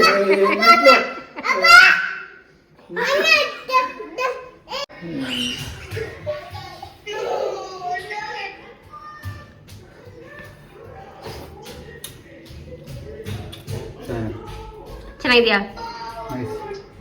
ನೈಸ್. ಆ್ಯಂಡ್ ಇದು ಬಂದು ನಮ್ಮ ಯಮ್ಮಿ ಹಳಸಿನಕಾಯಿ ಥಾಲಿ ರೆಡಿಯಾಗಿತ್ತು. ಸೊ ಎಸ್ ಗೈಸ್, ತುಂಬಾ ಸಖತ್ತಾಗಿತ್ತು. ಊಟ ಮಾತ್ರ ಭರ್ಜರಿ ಊಟ ಮಾಡಿದ್ದಾಯಿತು. ರಾತ್ರಿ ಇಷ್ಟು ಹೆವಿ ಊಟ ತಿಂದರೆ ಅಷ್ಟೇ, ಇನ್ನೂ ಜಾಸ್ತಿ ಊದ್ಕೊಬಿಡ್ತೀವಿ. ಸೊ ಫ್ರೆಂಡ್ಸ್, ಇನ್ನೊಂದೇನಪ್ಪ ಅಂದರೆ ನನಗೆ ರೀಸೆಂಟ್ಲಿ ತುಂಬ ಕ್ವೆರೀಸ್ ಅಂದರೆ ತುಂಬ ಕ್ವೆಶನ್ಸ್ ಬರುತ್ತೆ. ನೀವು ಹೇಗೆ ಒಂದು ವರ್ಷಕ್ಕೆ ಎಷ್ಟೊಂದು ಗೋಲ್ಡ್ ತಗೋತೀರಾ, ನಿಮ್ಮ ಹತ್ರ ಅಷ್ಟೊಂದು ದುಡ್ಡು ಎಲ್ಲಿಂದ ಬರುತ್ತೆ ಅಷ್ಟು ಗೋಲ್ಡ್ ತಗೊಳ್ಳೋಕ್ಕೆ ಅಂತ ಎಲ್ಲ. ಮತ್ತು ನೀವು ಹೇಗೆ ಮನಿ ಸೇವ್ ಮಾಡ್ತೀರಾ, ಮನಿ ಸೇವಿಂಗ್ ಟಿಪ್ಸ್ ಹೇಳಿ, ತುಂಬ ಈ ಥರ ಎಲ್ಲ ತುಂಬ ಕಾಮೆಂಟ್ಸ್ಗಳಾಯ್ತಾ. ಸೊ ಆಲ್ಮೋಸ್ಟ್ ಈ ಎಲ್ಲ ಕ್ವೆಶನ್ಸ್ಗೂ ಸ್ವಲ್ಪ ಸಿಮಿಲರ್ ಆನ್ಸರ್ಸ್ ಇರೋದ್ರಿಂದ ನಾನು ಅದನ್ನ ನಿಮ್ಮ ಜೊತೆ ಶೇರ್ ಮಾಡ್ಕೊಳ್ಳೋಣ. ಸೊ ನಾನು ಯಾವ ರೀತಿಯಾಗಿ ಮನಿ ಸೇವ್ ಮಾಡ್ತೀನಿ, ಒಂದು ವರ್ಷಕ್ಕೆ ನಾನು ಹೇಗೆ ಇಷ್ಟೆಲ್ಲ ಗೋಲ್ಡ್ ತಗೋತೀನಿ, ಅದ್ರ ಸೀಕ್ರೆಟ್ನ ನಿಮ್ಮ ಜೊತೆ ಇವತ್ತು ಶೇರ್ ಮಾಡ್ಕೋತೀನಿ. ಸೊ ಬೇಸಿಕಲಿ ಹೇಳಬೇಕು ಅಂದರೆ, ಇವಾಗ ಫಸ್ಟು ಸೊ ಪುನೀತ್ ನನಗೆ ದುಡ್ಡು ಕೊಡ್ತಾರೆ ಮನೆ ಖರ್ಚುಗಳಿಗೆ. ಆ್ಯಂಡ್ ಈ ಎಲ್ಲ ಎಕ್ಸ್ಪೆನ್ಸಸ್ ಲೈಕ್ ನನ್ನ ಗೋಲ್ಡ್ ಎಕ್ಸ್ಪೆನ್ಸಸ್ಸು ಮತ್ತು ನಾನು ಇಷ್ಟು ಬಟ್ಟೆಗಳು ತೊಗೊಳ್ಳೋದು ಎಲ್ಲನೂ ಪುನೀತ್ ಮಾಡುವಂಥ ಖರ್ಚ, ಈ ಥರ ಎಲ್ಲ ತುಂಬ ಕ್ವೆರೀಸ್. ಸೊ ಆಲ್ಮೋಸ್ಟ್ ಇದಕ್ಕೆಲ್ಲದಕ್ಕೂ ಇರೋದು ಕಾಮನ್ ಆನ್ಸರ್. ಸೊ ಅದಕ್ಕೆ ಶೇರ್ ಮಾಡೋಣ ಅಂತ. ಸೊ ಫಸ್ಟ್ ಪಾಯಿಂಟ್ ಏನಪ್ಪ ಅಂದರೆ, ಪುನೀತ್ ನನಗೆ ಖರ್ಚಿಗೆ ದುಡ್ಡು ಕೊಡ್ತಾರೆ ಅಂದರೆ, ಖರ್ಚಿಗೆ ಅಂತ ದುಡ್ಡು ಯಾವತ್ತೂ ಅವರು ಓಕೆ ಇಷ್ಟು ನೀನು ಮನೆ ಖರ್ಚಿಗೆ ಅಂತ ಇಟ್ಕೋ ಆ ಥರ ಎಲ್ಲ ಯಾವತ್ತೂ ಕೊಟ್ಟಿಲ್ಲ. ಅವ್ರು ಏನು ಮಾಡ್ತಾರೆ ಅಂದರೆ, ಅವ್ರದ್ದೇನು ಸಂಬಳ ಬರುತ್ತಲ್ಲ, ಅವ್ರ ಸ್ಯಾಲ್ರಿ ಏನಿದೆಯೋ ಆ ಸ್ಯಾಲ್ರಿನಲ್ಲಿ ನಮ್ಮದು EMI ಅಥವಾ ಏನಾದರೂ ಲೋನ್ಸ್ ಆ ಥರ ಎಲ್ಲ ಏನಿದ್ರೆ ಅದನ್ನೆಲ್ಲ ಸಪ್ರೇಟಾಗಿ ಎತ್ತಿಟ್ಬಿಟ್ಟು, ಅದಾದಮೇಲೆ ಏನು ಅಮೌಂಟ್ ಸೇವ್ ಆಗಿರುತ್ತೋ ಆ ಅಮೌಂಟ್ನ ಅವರು ಇನ್ವೆಸ್ಟ್ ಮಾಡ್ತಾರೆ ತುಂಬ ಕಡೆ. ಸೊ ತುಂಬ ಕಡೆ ಇನ್ವೆಸ್ಟ್ ಮಾಡ್ತಾರೆ. ಇನ್ವೆಸ್ಟ್ ಮಾಡಿದ್ಮೇಲೆ ಏನಾದರೂ ಬೈ ಚಾನ್ಸ್ ಏನೋ ಸ್ವಲ್ಪ ಸೇವ್ ಆಗಿರುತ್ತಲ್ಲ, ಆ ಅಮೌಂಟ್ನ ಅವರು ನನ್ನ ಬ್ಯಾಂಕ್ ಅಕೌಂಟಿಗೆ ಹಾಕ್ತಾರೆ. ಸೊ ಬೇಸಿಕಲಿ ನಾನೇ ಅವ್ರ ಬ್ಯಾಂಕ್, ಆಯಿತಾ? ಆ ರೀತಿಯಾಗಿ ಅವ್ರ ಹತ್ರ ಇಟ್ಕೊಳ್ಳೋದು ತುಂಬಾ ಕಡಿಮೆ. ಬಿಕಾಸ್ ಅವ್ರಿಗೇನಪ್ಪ ಅಂದರೆ ಒಂದು ಬಿಲೀಫ್ ಇದೆ, ನನ್ನ ಹತ್ರ ಇದ್ದರೆ ನಾನು ಖರ್ಚು ಮಾಡಿಬಿಡ್ತೀನಿ, ನಿನ್ನ ಹತ್ರ ಇದ್ದರೆ ನೀನು ಹುಷಾರಾಗಿ ಇಟ್ಕೊಂಡಿರ್ತೀಯ ಅಂತ. ಸೊ ಆ ರೀತಿ ಒಂದು. ಆ್ಯಂಡ್ ನಾನು ಯಾವತ್ತೂ ಅಷ್ಟೇ ಪುನೀತ್ ದುಡ್ಡನ್ನ ತೊಗೊಂಡು ಖರ್ಚು ಮಾಡಿದ್ದಿಲ್ಲ. ತುಂಬ ರೇರ್ ಸಿಚುವೇಶನ್, ಆ್ಯಕ್ಚುಲಿ ಮಾಡೇ ಇಲ್ಲ ಅಂದ್ಕೊಳ್ಳಿ. ಬಿಕಾಸ್ ಅವ್ರಿಗೆ ಕೊಟ್ಟಿದ್ದನ್ನ ವಾಪಸ್ ಅವ್ರಿಗೆ ಕೊಟ್ಬಿಡ್ತೀನಿ. ಅವ್ರಿಗೇನಾದರೂ ಎಮರ್ಜೆನ್ಸಿ ಬಂತು ಅಥವಾ ಏನಾದರೂ ಬೇಕು ಅಂತಂದರೆ ಅವ್ರಿಗೆ ಕೊಟ್ಬಿಡ್ತೀನಿ. ಬೇರೆ ಕಡೆ ಏನಾದರೂ ಇನ್ವೆಸ್ಟ್ ಮಾಡಬೇಕು ಅಂತಂದ್ರೂ ಅವ್ರಿಗೆ ಕೊಟ್ಬಿಡ್ತೀನಿ. ಸೊ ಇದೊಂದು ಕ್ಲಾರಿಫಿಕೇಷನ್. ಆ್ಯಂಡ್ ಮನೆ ಖರ್ಚು ಅಂದರೆ ನಾವಿಬ್ಬರು ಸೇರೇನೆ ಮಾಡ್ತೀವಿ. ಬೈ ಚಾನ್ಸ್ ಪುನೀತ್ ಅಂಗಡಿಗೆ ಹೋಗಿದ್ದಾರೆ ಅಂದರೆ ಅವ್ರ ದುಡ್ಡ ಹಾಕ್ಬಿಟ್ಟು ಮನೆಗೆ ಏನಾದರೂ ಗ್ರಾಸರೀಸ್ ಬೇಕು ಅಥವಾ ತರಕಾರಿ ಹಣ್ಣುಗಳು ಬೇಕು, ಡ್ರೈ ಫ್ರೂಟ್ಸ್ ಬೇಕು ಅಂದರೆ ಅವ್ರು ತೊಗೊಂಬರ್ತಾರೆ. ಅಥವಾ ನಾನು ಅಂಗಡಿಗೆ ಹೋಗಿದ್ದೀನಿ ಅಂದರೆ ನಾನು ತೊಗೊಂಬರ್ತೀನಿ. ಓಕೆ, ನೀನೇ ಮನೆ ಖರ್ಚು ಮಾಡಬೇಕು, ನಾನೇ ಮನೆ ಖರ್ಚು ಮಾಡಬೇಕು, ಆ ಥರ ಏನೂ ಇಲ್ಲ ನಮ್ಮಿಬ್ಬರಲ್ಲಿ. ಸೊ ಈ ಥರ ಮನೆ ಖರ್ಚುಗಳಾಗುತ್ತೆ. ಆ್ಯಂಡ್ ನನ್ನ ಬಟ್ಟೆಗಳು ಅಂದರೆ ನನ್ನ ಎಕ್ಸ್ಪೆನ್ಸಸ್ನ ನಾನೇ ತಗೊಳಕ್ಕೆ ಇಷ್ಟಪಡ್ತೀನಿ. ನಾನು ಯಾವತ್ತೂ ಪುನೀತ್ ದುಡ್ಡಲ್ಲಿ ನನ್ನ ಎಕ್ಸ್ಪೆನ್ಸಸ್ನ ಮಾಡಲ್ಲ. ಅಂದರೆ ನನ್ನ ಬಟ್ಟೆಗಳಾಗಲಿ ನಾನು ನನ್ನ ದುಡ್ಡಲ್ಲೇ ತೊಗೊಳ್ಳೋದು. ಆ್ಯಂಡ್ ನನ್ನ ಒಡವೆಗಳಾಗಲಿ ನಾನು ನನ್ನ ದುಡ್ಡಲ್ಲೇ ತೊಗೊಂಡಿರೋದು. ಇಲ್ಲಿವರೆಗೂ ನಾನು ನಿಮಗೆ ಏನೇನು ಒಡವೆ ತೋರಿಸಿದ್ದೀನಲ್ಲ, ಓಕೆ ಈ ಒಡವೆ ಈ ಗೋಲ್ಡ್ ಪರ್ಚೇಸ್ ಮಾಡಿದೆ, ಆ ಗೋಲ್ಡ್ ಪರ್ಚೇಸ್ ಮಾಡಿದೆ ಅಂತ. ಸೊ ಪ್ರತಿಯೊಂದು ಗೋಲ್ಡು ನಾನು ನನ್ನ ದುಡ್ಡಲ್ಲಿ ತೊಗೊಂಡಿದ್ದು. ಸೊ ನೀವು ಇಷ್ಟೊಂದು ಗೋಲ್ಡ್ ಪರ್ಚೇಸ್ ಮಾಡ್ತಾ ಇದ್ದೀರಾ ಅಂದರೆ ಇನ್ನೆಷ್ಟು ದುಡಿತಾ ಇದ್ದೀರಾ ನೀವು ಯೂಟ್ಯೂಬಲ್ಲಿ ಅಂತ ಕೂಡ ಒಂದು ಥಿಂಕಿಂಗ್ ಬರುತ್ತೆ. ಸೊ ನಾನು ಯೂಟ್ಯೂಬಲ್ಲಿ ಏನು ದುಡಿತಾ ಇಲ್ಲ ಆಯಿತಾ. ನನಗೆ ತಿಂಗಳಿಗೆ 30,000-35,000 ತನಕನೂ ಯೂಟ್ಯೂಬಿಂದ ಬರುತ್ತೆ. ಸೊ ಈ 30,000-35,000 ಹೆಂಗೆ ನಾನು ಸ್ಪ್ಲಿಟ್ ಮಾಡ್ತೀನಿ ಅಂತ ನಿಮ್ಮ ಜೊತೆ ಫಸ್ಟ್ ಶೇರ್ ಮಾಡ್ಕೊತೀನಿ. ಸೊ ಫಸ್ಟ್ ನಾನು 10,000 ರುಪೀಸ್ ನಾನು ಗೋಲ್ಡ್ಗೆ ಅಂತ ಗೋಲ್ಡ್ ಸ್ಕೀಮ್ ಅಂತ ಹಾಕ್ಕೊಂಡಿದ್ದೆ. ಸೊ 10,000 ರುಪೀಸ್ ಅಲ್ಲಿಗೆ ಅಂತ ಪೇ ಮಾಡ್ತೀನಿ. ಆ್ಯಂಡ್ ಇನ್ನೊಂದು 10,000 ಅಥವಾ 15,000 ನಾನು ಚೀಟಿಗಳನ್ನ ಕಟ್ತೀನಿ. ಚೀಟಿಗಳು ನನಗೆ ಒಂದು ಸ್ವಲ್ಪ ಅಂದರೆ ಚಿಕ್ಕ ವಯಸ್ಸಿಂದನೂ ನೋಡ್ಕೊಂಡು ಬಂದಿದ್ದೀನಲ್ವ ನಮ್ಮ ಅಪ್ಪ ಅಮ್ಮ ಚೀಟಿ ಕಟ್ಟೋದೆಲ್ಲ. ಸೊ ಅದೊಂದು ಒಳ್ಳೆ ಪ್ಲ್ಯಾಟ್ಫಾರ್ಮ್ ಮನಿ ಸೇವ್ ಮಾಡೋಕ್ಕೆ ಅಂತ ನನಗನ್ಸುತ್ತೆ. ತುಂಬ ಸ್ವಲ್ಪ ಬೇಗ ಮುಗಿಯುವಂಥ ಚೀಟಿಗಳು ಆ ಥರ ಅಲ್ಲಿ ಚೀಟಿಗಳನ್ನ ಕಟ್ಟೋದು ಆ ಥರ ಮಾಡ್ತಿದ್ದೀನಿ. ಅದು ಅಲ್ಲದಂತೆ ನನ್ನ ಒಂದು ಲೈಕ್ ನಾನೇನು ಮಾಡಿದ್ದೀನಿ ಅಂದರೆ ನನ್ನದೊಂದು 2 ಬ್ಯಾಂಕ್ ಅಕೌಂಟ್ನ ನನಗೆ ಅಂತ ಮೇಂಟೈನ್ ಮಾಡಿದ್ದೀನಿ ಆಯಿತಾ. ಸೊ 2 ಬ್ಯಾಂಕ್ ಅಕೌಂಟಲ್ಲಿ ಒಂದು ಬ್ಯಾಂಕ್ ಅಕೌಂಟ್ನ ಮಾತ್ರ ನಾನು ಗೂಗಲ್ ಪೇ, ಫೋನ್ಪೇ ಈ ಥರ ಇಟ್ಕೊಂಡಿರೋದು. ಇನ್ನೊಂದು ಬ್ಯಾಂಕ್ ಅಕೌಂಟ್ನ ಸಪ್ರೇಟಾಗಿ ಅಂದರೆ ಅದರಲ್ಲಿ ಯಾವುದೇ ಥರದ UPI ಇದನ್ನು ಆ್ಯಡ್ ಮಾಡ್ಕೊಂಡಿಲ್ಲ ನಾನು. ಅದರಲ್ಲಿ ಅದೇನು ಇದ್ರೂ ಸೇವಿಂಗ್ಸ್ ಅಂತ, ಅದರಲ್ಲಿ ತುಂಬ ಎಮರ್ಜೆನ್ಸಿ ಬಂತು ಅಂದರೆ ಮಾತ್ರ ಆ ಒಂದು ಸೇವಿಂಗ್ಸಿಂದ ನಾನು ದುಡ್ಡನ್ನ ತೆಗೆಯೋದು. ಇಲ್ಲಾಂದರೆ ಅದು ಕಂಪ್ಲೀಟಾಗಿ ಹಾಗೆ ಸೇವಿಂಗ್ಸ್ ಆಗಿರಬೇಕು ಆ ಥರ. ಸೊ ನನಗೆ ಬರೋ ದುಡ್ಡಲ್ಲಿ ನಾನು ಈ ಥರ ಸ್ಪ್ಲಿಟ್ ಮಾಡಿಕೊಂಡು ಇನ್ನು ಮಿಕ್ಕಿರೋದೊಂದು ತಿಂಗಳಿಗೊಂದು 5,000-6,000 ಮಿಕ್ಕಿದ್ರೆ ಅದರಲ್ಲಿ ನಾನು ಬಟ್ಟೆ ತೊಗೊಳ್ಳೋದಾಗಲಿ ಅಥವಾ ನಾನು ಏನಾದರೂ ಒಂದು ಶಾಪಿಂಗು ಅದು ಇದು ಎಲ್ಲ ತೊಗೋತಾ ಇರ್ತೀನಿ. ಆ್ಯಂಡ್ ಗೋಲ್ಡ್ ಎಲ್ಲ ನಾನು ನಿಮಗೆ ಹೇಳಿದ್ನಲ್ಲ ಸ್ಕೀಮ್ ಹಾಕ್ಕೊಂಡಿರ್ತೀನಿ. ಸೊ ಗೋಲ್ಡ್ ಸ್ಕೀಮ್ ಮೇಲೆ ನಾನು ಗೋಲ್ಡ್ನ ತೊಗೊತೀನಿ. ಆ್ಯಂಡ್ ವರ್ಷಕ್ಕೆ ಇಷ್ಟೊಂಥರ ಗೋಲ್ಡ್ ತೊಗೊಳ್ಳೋಷ್ಟು ಸ್ಕೀಮ್ ಹಾಕ್ಕೊಂಡಿರ್ತೀರ ಅಂತಲೂ ಕೂಡ ಕೇಳ್ತೀರಾ. ಇಲ್ಲ. ಸೊ ನೀವು ನನ್ನ ಗೋಲ್ಡ್ ಶಾಪಿಂಗ್ ಬ್ಲಾಗ್ ನೋಡಿದ್ರೆ ನಾನು ಫಸ್ಟ್ ಗೋಲ್ಡ್ ಶಾಪ್ ಮಾಡಿದೆ ಅಂತ ನಾನು ತೊಗೊಂಡಿದ್ದು ಬಂದು ನನ್ನ ಲಾಂಗ್ ಹಾರ ಆಯಿತಾ. ಸೊ ನನ್ನ ಆ್ಯಂಟಿಕ್ ಲಾಂಗ್ ಹಾರ. ಆ ಆ್ಯಂಟಿಕ್ ಲಾಂಗ್ ಹಾರನ ನಾನು ತೊಗೊಂಡಿದ್ದು ಹೇಗೆ ಅಂದರೆ ನನ್ನದೊಂದು ಚಿಕ್ಕ ನೆಕ್ಲೆಸ್ ಇತ್ತು. ನನ್ನೊಂದು ಚಿಕ್ಕ ನೆಕ್ಲೆಸ್ ಇತ್ತು. ಆ ಚಿಕ್ಕ ನೆಕ್ಲೆಸ್ ಅಂದರೆ ನನಗೆ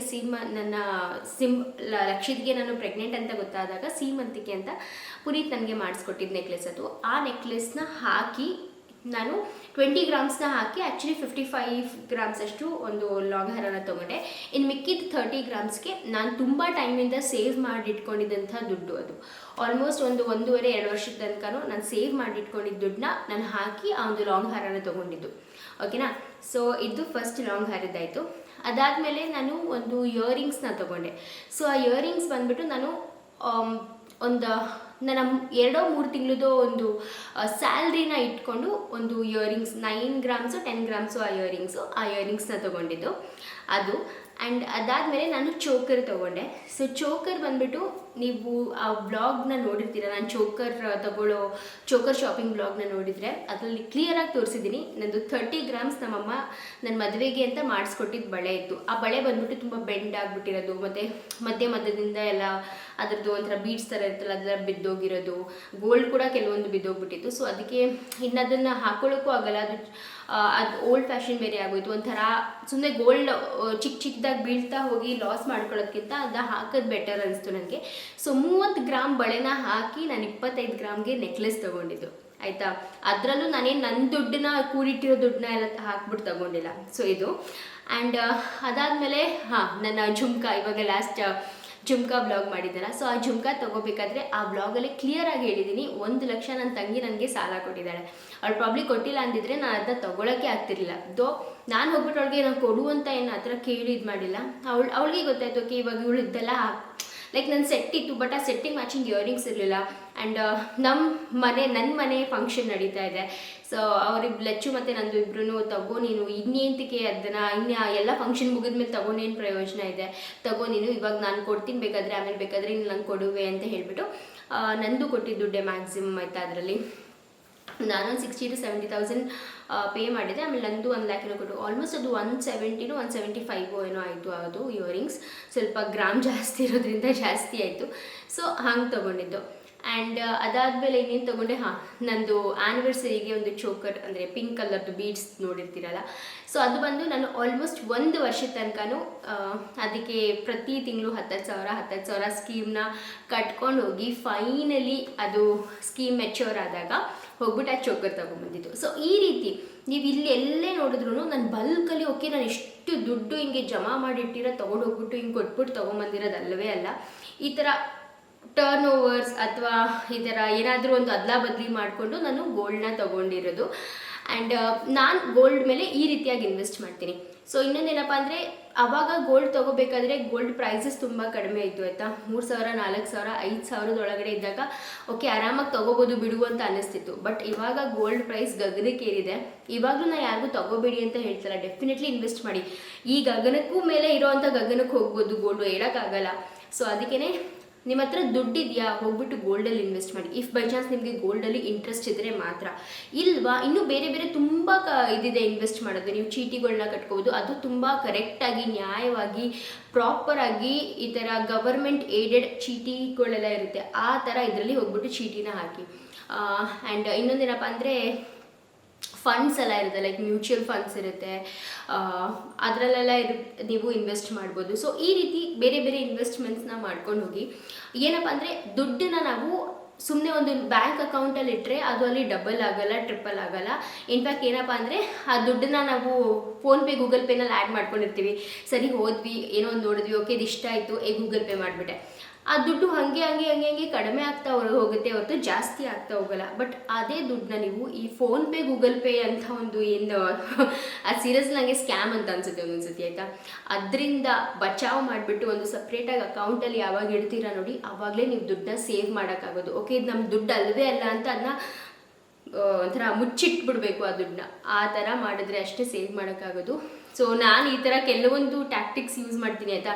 ಬಟ್ ಇದರಲ್ಲಿ ಡೀಟೇಲಾಗಿ ಹೇಳಬೇಕು ಅಂದರೆ ಯಾವ ರೀತಿಯಾಗಿ ಇನ್ವೆಸ್ಟ್ ಮಾಡಬೇಕು, ಎಲ್ಲೆಲ್ಲಿ ಇನ್ವೆಸ್ಟ್ ಮಾಡಬೇಕು, ಇದನ್ನೆಲ್ಲ ಡೀಟೇಲಾಗಿ ನಾನು ಪುನೀತ್ ಜೊತೆ ಇನ್ನೊಂದ್ಸತಿ ಯಾವಾಗಲಾದರೂ ಅವ್ರನ್ನ ಫ್ರೀಯಾಗಿದ್ದಾಗ ಕೂರಿಸ್ಕೊಂಡು ಅವ್ರ ಹತ್ರನೇ ತಿಳಿಸ್ತೀನಿ. ಬಿಕಾಸ್ ಅವ್ರಿಗೆ ತುಂಬ ನಾಲೆಜ್ ಇದೆ, ಅವ್ರು ತುಂಬ ನೋಡ್ತಾರೆ ಮ್ಯೂಚುವಲ್ ಫಂಡ್ಸು, ಸ್ಟಾಕ್ ಮಾರ್ಕೆಟ್ಸು, ಅದು ಇದು ಶೇರ್ಸು ಸಿಕ್ಕಾಪಟ್ಟೆ ಇದೆ ಗೈಸ್. ಆ ಒಂದು ಲೋಕ ನನಗೆ ಸೀರಿಯಸ್ಲಿ ಗೊತ್ತಿಲ್ಲ ಆಯಿತಾ.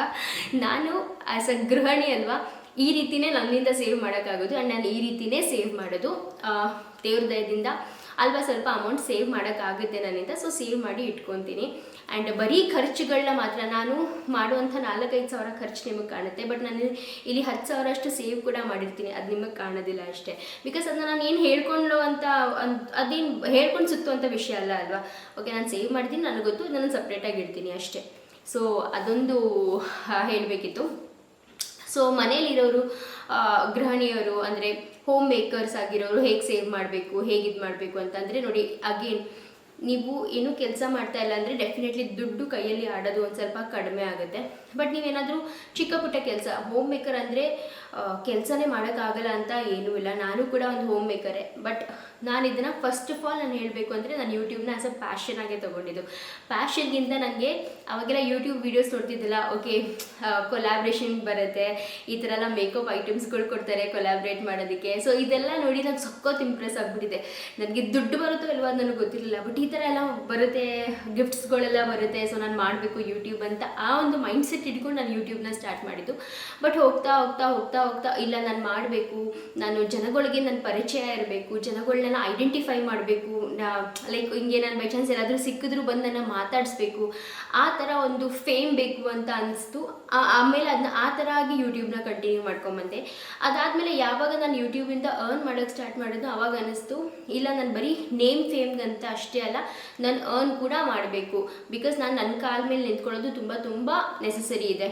ಯಾರೇ ಒಬ್ಬರು ಆಗಲಿ, ಹೆಂಗಸರಾಗಲಿ ಗಂಡಸರಾಗಲಿ, ಅವ್ರ ಕಾಲ ಮೇಲೆ ಅವ್ರು ನಿಂತ್ಕೊಂಡು ಅವ್ರು ಏನಾದರೂ ಒಂದು ಸಾಧನೆ ಮಾಡ್ತಾರಲ್ಲ, ಅದರಲ್ಲಿರೋವಂಥ ಖುಷಿನೇ ಬೇರೆ. ನಾವು ದುಡಿಯೋ 100 ರೂಪಾಯಿ ಇರುತ್ತಲ್ಲ, ಆ 100 ರೂಪಾಯಿದು ಖುಷಿನೇ ಬೇರೆ ಇರುತ್ತೆ.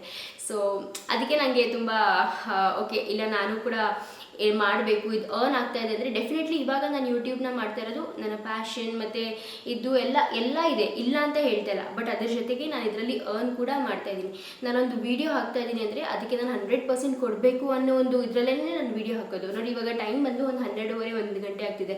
ಇಷ್ಟೊತ್ತಲ್ಲಿ ಕೂತ್ಕೊಂಡು ನಾನು ವೀಡಿಯೋ ಮಾಡ್ತಾ ಇದ್ದೀನಿ ಅಂದರೆ ನಾಳೆ ನನಗೆ ಈ ವಿಡಿಯೋ ಲೈವ್ ಹೋಗಬೇಕು. ನಾನು ಇದಕ್ಕೆ ಅಂತ ಒಂದಷ್ಟು ಬೆಳಗ್ಗೆಯಿಂದ ನಾನು ಮನೆ ಕೆಲಸ ಅದರಲ್ಲಿ ಬ್ಯುಸಿ ಆಗಿಬಿಟ್ಟೆ. ಸೊ ಇವಾಗ ನನಗೆ ಟೈಮ್ ಸಿಕ್ಕಿರೋದು, ಇವಾಗ ನಾನು ಅದನ್ನ ಕಂಪ್ಲೀಟ್ ಮಾಡಲೇಬೇಕು. ಸೊ ಈ ರೀತಿಯಾಗಿ ಅಂದರೆ ನಾನು ಕೂಡ ಇದನ್ನ ಒಂಥರ ನನ್ನ ಜಾಬ್ ಅಂತ ಅಂದ್ಕೊಂಡಿದ್ದೀನಿ. ಯೂಟ್ಯೂಬ್ನ ಬರೀ ಏನೋ ಬಂದೆ ವಿಡಿಯೋ ಮಾಡದೆ ಹೋದೆ ಅಂತಲ್ಲ, ನನ್ನ ಜಾಬ್. ಇದಕ್ಕೆ ನಾನು ಇದಕ್ಕೆ ನನಗೆ ಪೇ ಮಾಡ್ತಾ ಇದ್ದಾರೆ ಅಂದಮೇಲೆ ನಾನು ಅದನ್ನ ಸೀರಿಯಸ್ ಆಗಿ ಚೆನ್ನಾಗಿ ಮಾಡಬೇಕು, ಆ ಥರ ಒಂದು ಮೈಂಡ್ ಸೆಟ್.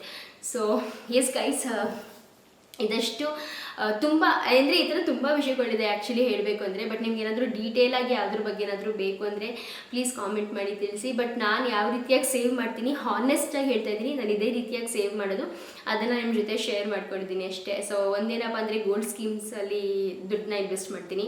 ಆ್ಯಂಡ್ ಇನ್ನೊಂದೇನಪ್ಪ ಅಂದರೆ ಚೀಟಿ ಏನಾದರೂ ಇದ್ದರೆ ಅದನ್ನ ಕಟ್ಕೋತೀನಿ. ಮತ್ತು ಇನ್ನೊಂದು ರೀತಿ ಅಂದರೆ ನನಗೆ ಆ್ಯಕ್ಸಸ್ಸೇ ಇರಬಾರ್ದು ಆ ಥರ ಬ್ಯಾಂಕ್ ಅಕೌಂಟಲ್ಲಿ ದುಡ್ಡನ್ನ ಟ್ರಾನ್ಸ್ಫರ್ ಮಾಡಿಬಿಟ್ಟು ಸುಮ್ಮನಾಗ್ಬಿಡ್ತೀನಿ. ತುಂಬ ಎಮರ್ಜೆನ್ಸಿ ಇದ್ದಾಗ ಮಾತ್ರ ಆ ಅಕೌಂಟಿಂದ ದುಡ್ಡನ್ನ ತೆಗೆಯೋದು ಅಷ್ಟೇ. ಎಮರ್ಜೆನ್ಸಿ ಲೈಕ್ ಲಿಟ್ರಲಿ ಎಮರ್ಜೆನ್ಸಿ ಇದ್ದರೆ ಮಾತ್ರ ಆ ಅಕೌಂಟಿಂದ ದುಡ್ಡನ್ನ ತೆಗೆಯೋದು, ಇಲ್ಲಾಂದರೆ ಸುಮ್ಮನೆ ಇರ್ತೀನಿ. ದುಡ್ಡಿದ್ದರೆ ಖರ್ಚು ಮಾಡೋದು, ದುಡ್ಡಿಲ್ಲ ಅಂದರೆ ಸುಮ್ಮನಿರೋದು, ಅದೇ ನನ್ನ ಪಾಲಿಸಿ. ಆ್ಯಂಡ್ ಯಾಕೆ ಗೊತ್ತಾ ನಾನು ಈ ಥರ, ಬಿಕಾಸ್ ತುಂಬ ಕಷ್ಟಗಳನ್ನ ನೋಡಿದ್ದೀವಿ ಅಲ್ವಾ. ಸೊ ಇವಾಗ ದೇವ್ರು ನಮಗೆ ಕೊಟ್ಟಿದ್ದಾನೆ ಅಂದಮೇಲೆ ಇವಾಗ ಯಾಕೆ ಇವಾಗಲೂ ಅದೇ ಕಷ್ಟದಲ್ಲೇ ನಮ್ಮ ಹತ್ರ ಏನೂ ಇಲ್ಲವೇ ಇಲ್ಲ ಅನ್ನೋ ಥರ ಯಾಕೆ ಇರಬೇಕು ಅನ್ನೋದು ನನ್ನ ಒಂದು ಕ್ವೆಶ್ಚನ್ ಅಷ್ಟೇ. ಕೊಟ್ಟಿದ್ದಾನೆ ಅಂದಮೇಲೆ ಖರ್ಚು ಮಾಡಿದಷ್ಟು ನಮಗೆ ಆದಾಯ ಬರ್ತಾ ಇರುತ್ತೆ ಅಂತ ನನಗೊಂದು ಆ ಥರ ಮೈಂಡ್ ಸೆಟ್ಟು. ಈ ಕಡೆಯಿಂದ ಕೊಡ್ತಾ ಇದ್ದರೆ ಆ ಕಡೆಯಿಂದ ದೇವರು ಕೂಡ ನಮಗೆ ಕೊಡ್ತಾ ಇರ್ತಾನೆ. ಹಿಂಗೆ ನೋಡಿ, ಹಿಂಗೆ ಕೊಡ್ತಾ ಇದ್ದರೆ ಹಿಂಗೆ ತಥಾಸ್ತು ಆಗ್ತಾ ಇರುತ್ತೆ. ಸೊ ಅದಕ್ಕೇನೆ ಗೊತ್ತಿಲ್ಲ, ಇದೆಲ್ಲ ಇದು ಎಷ್ಟು ಕರೆಕ್ಟು ಎಷ್ಟು ತಪ್ಪು ನಂಗೆ ಗೊತ್ತಿಲ್ಲ. ಬಟ್ ನಾನು ಫಾಲೋ ಮಾಡೋದು ಇದನ್ನೇ, ಈ ಸಿಂಪಲ್ ಬೇಸಿಕ್ ರೂಲ್ಸ್ ಅಷ್ಟೇ ನಾನು ಫಾಲೋ ಮಾಡೋದು ಗೈಸ್. ಸೊ ಅದನ್ನ ನಿಮ್ಮ ಜೊತೆ ಶೇರ್ ಮಾಡ್ಕೊಂಡಿದ್ದೀನಿ. ಐ ಹೋಪ್ ನಿಮಗೆ ಇದರಿಂದ ಕೆಲವೊಂದು ಟಿಪ್ಸ್ ಸಿಕ್ಕಿರುತ್ತೆ, ಅಥವಾ ನಾನು ಏನಾದರೂ ತಪ್ಪು ಹೇಳಿದರೆ ಪ್ಲೀಸ್ ಕ್ಷಮಿಸಿ, ಫಸ್ಟೇ ಹೇಳ್ಬಿಡ್ತೀನಿ. ನಾನು ಬೇಕು ಅಂತ ತಪ್ಪು ಹೇಳಿಲ್ಲ, ನಾನು ಏನು ಮಾಡ್ತಾ ಇದ್ದೀನೋ ಅದನ್ನ ಹೇಳಿದ್ದೀನಿ. ಬಟ್ ಇದನ್ನು ನಾನು ಏನಾದರೂ ಇಂಪ್ರೊವೈಸ್ ಮಾಡ್ಕೋಬೋದು, ಇನ್ನೂ ಬೆಟರ್ ಮಾಡ್ಕೋಬೋದು ಅಂದರೆ ಅದನ್ನು ಪ್ಲೀಸ್ ಕಾಮೆಂಟ್ ಮೂಲಕ ತಿಳಿಸಿ. ಸೊ ದಟ್ ನಾನು ಅದನ್ನು ನೆಕ್ಸ್ಟ್ ವ್ಲಾಗಲ್ಲಿ ಅಥವಾ ಅಪ್ಕಮಿಂಗ್ ವ್ಲಾಗ್ಸಲ್ಲಿ ನನ್ನ ವ್ಯೂವರ್ಸ್ಗೆ ಹೇಳಿಬಿಟ್ಟು ಅವ್ರಿಗೂ ಕೂಡ ಯೂಸ್ ಆಗುತ್ತೆ ಅಲ್ವಾ. ಸೊ ನಿಮಗೆ ಏನಾದರೂ ಐಡಿಯಾಸ್ ಇದ್ದರೆ ಪ್ಲೀಸ್ ಅದನ್ನ ಕಾಮೆಂಟ್ ಮೂಲಕ ತಿಳಿಸಿದ್ನ ಮರಿಬೇಡಿ, ಓಕೆನಾ.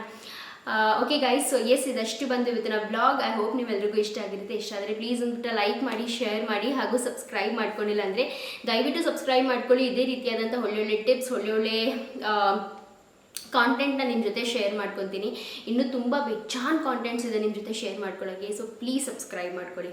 ಆ್ಯಂಡ್ ಮತ್ತೆ ಸಿಗ್ತೀನಿ ಮುಂದಿನ ವ್ಲಾಗಲ್ಲಿ. ಅಲ್ಲಿ ತನಕ ಬಾಯ್, ಟೇಕ್ ಕೇರ್, ಹ್ಯಾಪಿಯಾಗಿರಿ, ಖುಷಿಯಾಗಿರಿ, ಪಾಸಿಟಿವ್ ಆಗಿರಿ, ಓಕೆನಾ. ಬಾಯ್.